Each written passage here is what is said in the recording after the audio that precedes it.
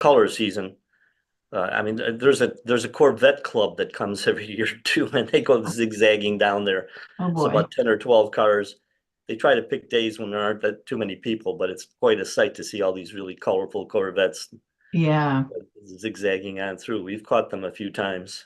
So you have a group and you rotate, and one person is always the one who stands and goes, car, and then they get their turn.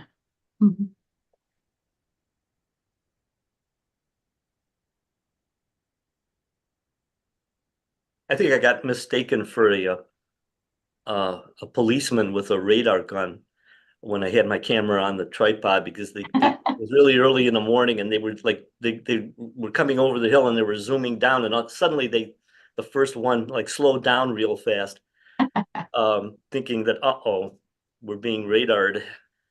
Um, They but then could. as they got closer, they could see I was just a photographer, and then they started zooming out again. Funny. So I'm guessing you all have snow. It's going away quickly here. Oh yeah? Yeah. Yeah, we had super cold, relatively speaking. We're 19 for us is pretty cold where we live. And yesterday it was 75. So like within Wow. days it's totally Where are you, Jamie? North Carolina, Eastern North Carolina. Oh So my gosh. flatlands. Yeah, my cousin in Virginia said it was in the 70s there the other day, and I was baffled. Boy, Yeah. Yeah. It's pretty common. I mean, that's kind of the weather rolls here. It's been that way. You can have a winter day that's again, it's all relative to where you live, but that would be really cold. And then 3 days later, you're in the 50s or 60s. And, once in a while, it's like it was yesterday, which was 75, I think my car said. Hmm. we've been in the 40, up high 30s and 40s here this week, and Mhm. it's melting. It had a lot of snow out there, but it's melting fast, especially with the rain we've had. Huh. Yeah, we've had some rain too. Rain and fog. I think that's pretty unusual for Wisconsin, isn't it, guys? Yeah. Very Yep. unusual. Oh yeah. Yeah. All Well, right, we're going to get started here. It's a little after 10. Want to welcome everybody to the Digital Forum group today. Uh, this is a group that we have a speaker in the beginning here. We have Jamie Konarski Davidson talking about lens babies this morning, and then we'll go into Q&A after. So we'll get started right away because I know everybody's looking forward to learning a little bit more about lens babies. I'm afraid to learn more about it because I got the feeling I know what I'm buying next. So, Jamie is a Lens Baby ambassador and award-winning freelance outdoor and nature photographer. She has a passion for capturing and sharing the intimate moments and beauty of the natural world. Keep cutting off here. Uh, on its own and as it blends with the rest of the world, her images range from macro and abstracts to intimate, grand, and rural landscapes. She connects with all things old and finds a special beauty in decay and fading cultural lifestyles that resonate a life of hard work. Jamie is enamored with flowers of all kinds. Her interpretive style reflects that love of the blooms along with intentional approach. Through her company, New Life Photos, Jamie leads photo workshops, teaches, and presents at conferences and other events. Her goals as an instructor are to encourage and inspire people to grow in their photography skills and discover their own visual voice. And you can learn more about her. I know we've put her website up a number of times, newlifephotos.com.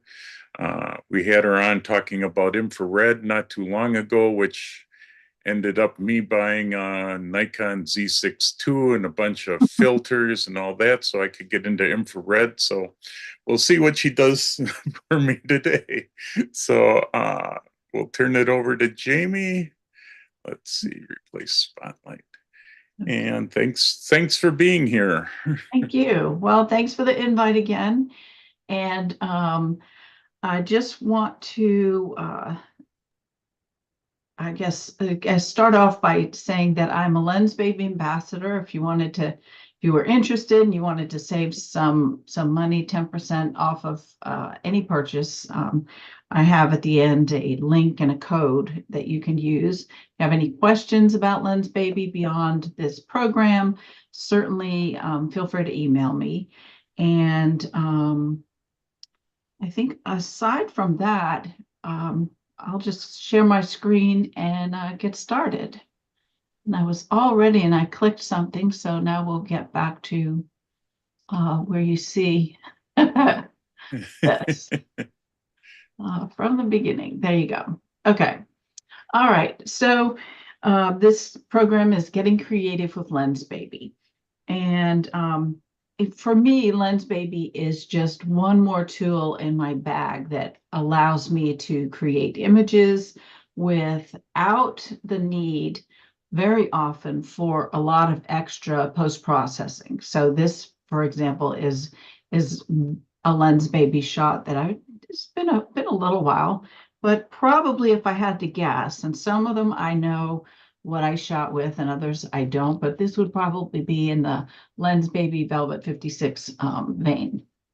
Galen Rowell, if you're familiar with him at all, was a huge landscape photographer and an adventure photographer.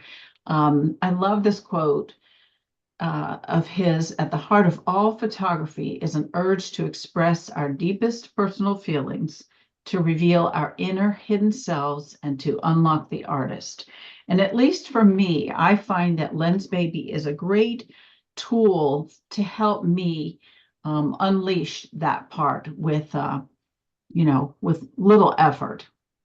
I say that maybe you'll see facetiously if you have a Lens Baby, you know that it's not always easy, but the ease of photographing with a Lens Baby, once you've got a handle on it, allows you to do different things much more easily than taking say a macro lens or any other lens and trying to recreate. So I'm not going to read all of this, but Lens Baby started in 2004 by Craig Strong, and he launched it at WPPI, and they were actually running out of stock and making more in their hotel room. And just from there, so that was wedding photographers who really were just kind of grabbing onto it. I thought that it was 1999 for me when I got my first Lens Baby, but actually it was in the 2005 range. And so my first one was the Lens Baby 2.0. And you can kind of see that there's, a progression just about every year. Something else is released, but that's the beginning of Lens Baby. And so this is what I started with. You would take this, mount it on your camera. This is in the film days, and you would choose your aperture by way of those rings. They would sit inside of the opening. I don't know if can y'all see my mouse? Yeah. Okay. Yep. So you would take these rings, put them in here, and then you would squeeze this in different directions to try to get a certain thing in focus, create a different effect. And to get them out, you would use the magnet that's on the end of here to change them out. So that's kind of where I started. And that was the second iteration of the Lens Baby. This is actually now an older overview of the Lens Babies that I have. So it's definitely labeled some of my collection. Some of it has grown because people have given me things. Others I've just keep accumulating. So this is just part of what I have. If you want to know the truth, I have at least one full roller bag and more overflowing into my regular photography bag and also on a shelf in a cabinet. But this was where I really, the Lens Baby 2.0, that was a good start. But I loved when they came out with the soft focus optic, so the original one. And these two images go that far back, 2005, 2006, whatever. And this is what I was seeing through the lens. So that's what was so beautiful for me, is that I could see the effect right away and go from there. So this is where I just started to fall in love with it. Here's a couple of images of the 2.0, which is where I started. So you would squeeze, as I said, the lens and try to reach an area of focus somewhere. And I will say that lens babies, you absolutely can get edges of focus. Sometimes it's easier than others to achieve that focus, but the idea is not to have everything tack sharp. It's a creative, ethereal look that you often see with lens babies, and sometimes, very often, it's flowers, but not always. People do portraits and weddings and landscapes even. Here's that soft focus optic.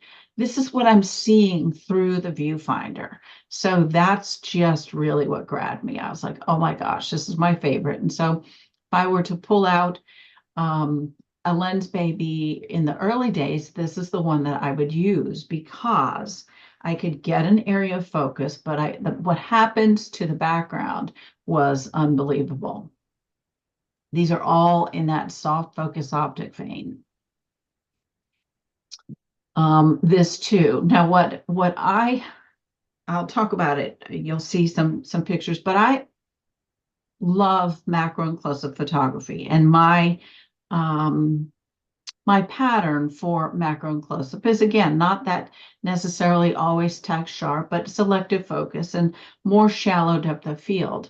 And so Lens Baby has macro filters that you can add to all of their optics.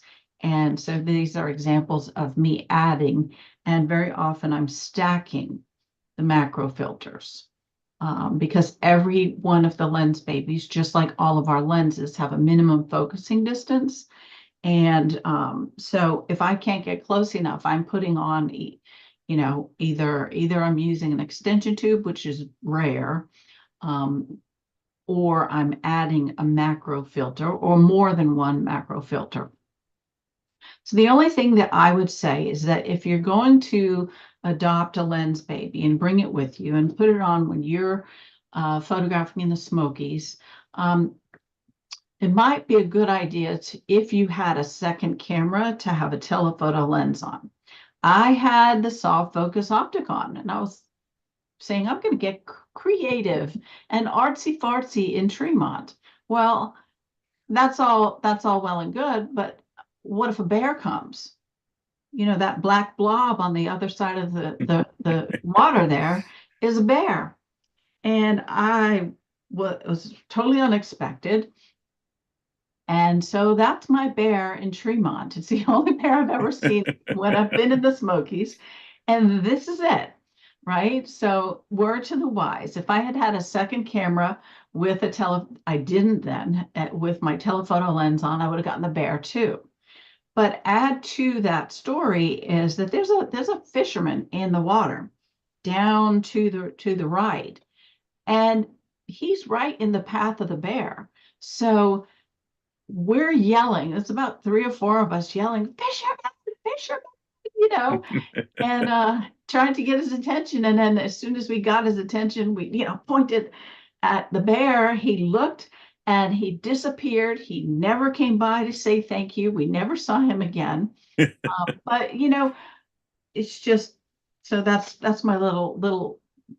There are times when maybe you want to have a second camera to capture something other than what a Lens Baby will provide.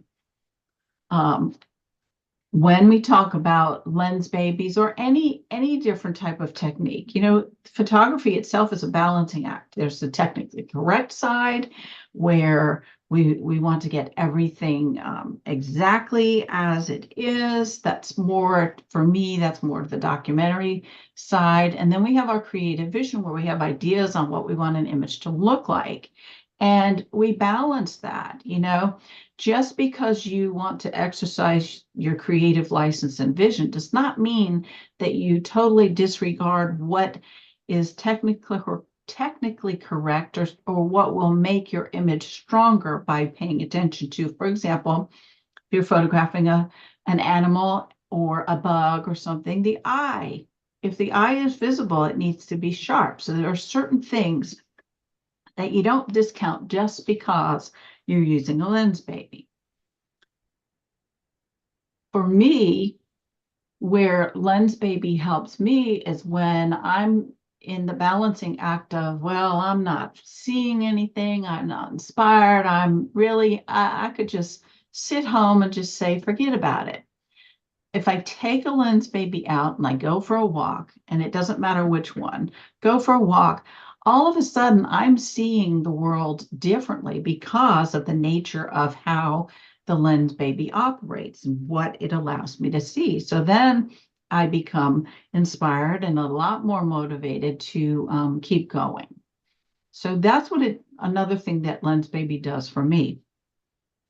The other thing is that, you know, we often get stuck on, you know, everything being just so and perfect, and this is the way it must be. And particularly, there is the potential, and I will say danger of not photographing because we can't create a perfect image, or not photographing something that we like, that we're interested in, because somebody else won't like it, or judges will, you know, not give it enough kudos and credit and things like that. And I'll tell you, I say this all the time. I photograph for me first. And I realized, thankfully, a long time ago, that perfection is broken. And how I know it is because this is a lens baby shot of an organ that was in an old church, and it actually worked. But I'm reading the names of the keys, and all of a sudden I see perfection. I go, wow, what does that sound like? And the person who was able to play it pulled it, and she said, it's broken. And I was like, thank you. You know, I'll never know what perfection on that organ or any other organ sounds like, but it's freeing when you realize and accept that you don't have to be perfect. My father used to always say, you know, do it right or don't do it at all. Well, that created a level of perfectionism in me. And while I understand now what he meant, he didn't say it. And what he really meant, I think, is do your best. Because if you do your best, there's always room for incremental improvement. So I'm going to show you a lot of images, and I'm not going to talk about every single one, but here's an example of where, you know, perfection is broken. This was done with the Velvet 28, which is more of your wide angle landscape type of scenario. The thing I love about the Velvet 28 is that I can get from here to 2 inches from my subject. And with all or most of the lens babies, you can change your aperture from a very wide open aperture to f/16 and get the depth of field and sharpness that you want. So just a few examples. Sometimes I know what I shot, what I used, and other times not. So, you know, my interpretation of this lock, which is really unlocked, right? It's unlocking and giving you the potential to open the door to something different. Ooh, a blank one.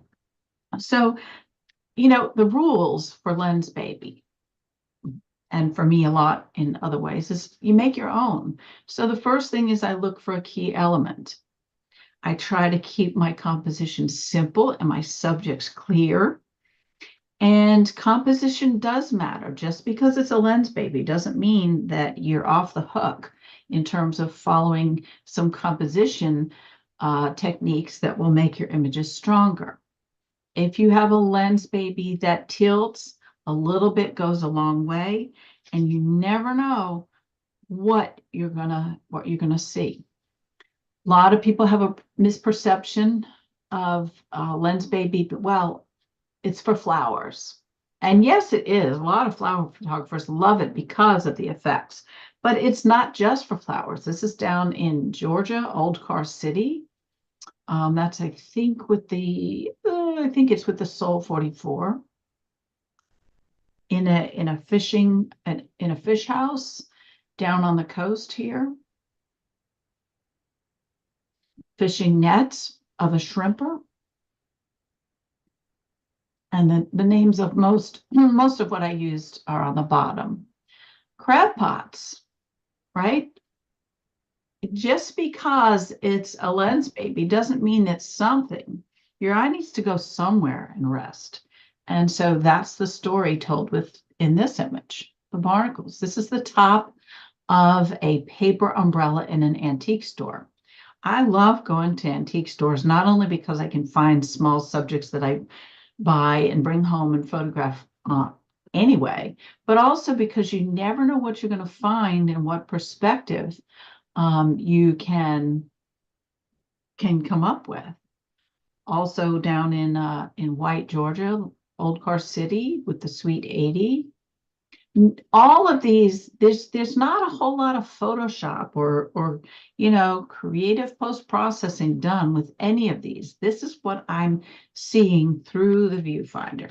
So that's the part that I love. In terms of the Lens Baby look, it's unique. It is not for the person who wants everything to look just so. It is totally untraditional.